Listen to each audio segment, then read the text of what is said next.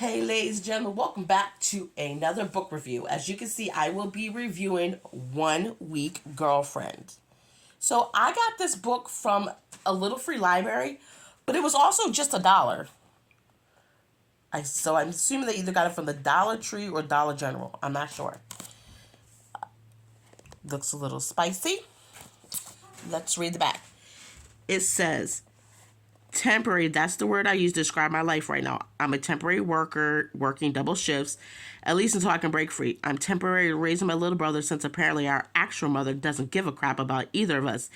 And I always end up as nothing but the temporary girlfriend, the flavor of the week for every guy who heard the rumor that I give it up so easily. At least Drew Callahan, college football legend and local Golden Boy, is upfront about it. He needs someone to play the part of his girlfriend for 1 week in exchange for cash.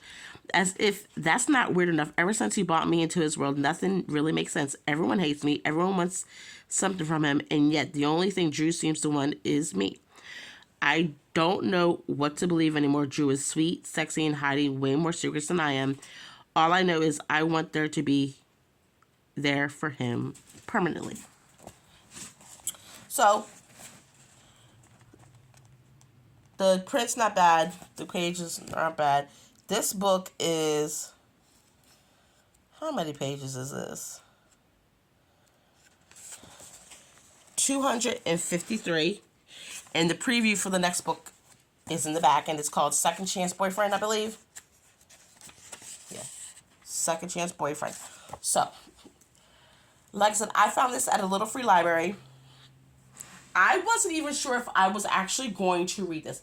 I had this book in a donation box because I was like, I don't want to read it. I'm so glad that I changed my mind and picked it up and read it. I read this book in 1 day. That's how easy it was to read. That's how good it was. I don't know who this Monica Murphy is, but she killed it with this book. So, it's basically easy.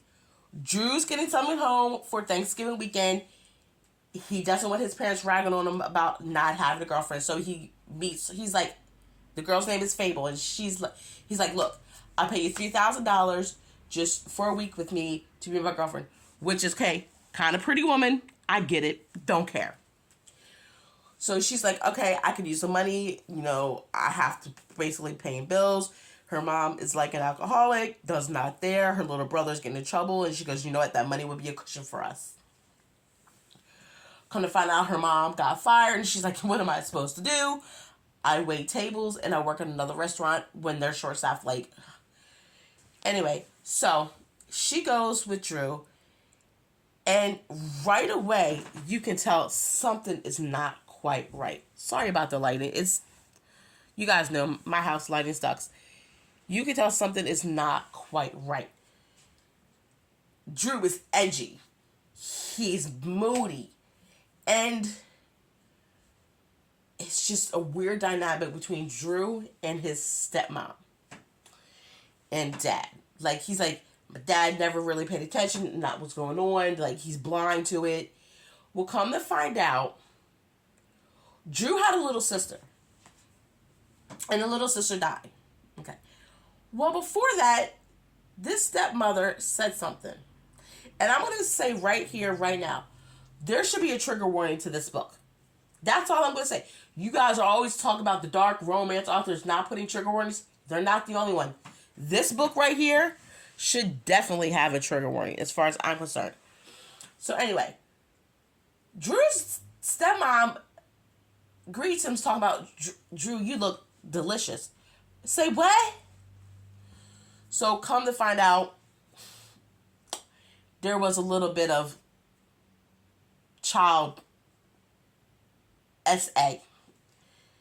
And Drew's dealing with the ramifications of this. Fable's helping him. I love the fact that when they're there, and you don't find this out to a good way in the book. It's a lot of push and pull. But I'm just letting you know in case you have a problem with that. I love how Drew and Fable realize they're from different worlds. It's not going to work. We're trying to be temporary. Yeah, I care about you, but no. And at the end, it broke my heart because she texted him their little safe word and he wrote her a note in each letter, first letter of a sentence he wrote, spelled out their safe word. I thought that was so cute. But, again, excuse me, this is a good book. I'm glad that I read it. If I can find Second Chance Boyfriend, I will definitely read it and let you guys know how that turns out. But I'm thinking about either donating this to my library or putting it back in the little free library. So if you know what I should do with the book, let me know. If you've read Second Chance Boyfriend, also let me know. I hope everyone has a good morning, afternoon, evening, weekend. Share this video out, and I'll talk to you later. Bye!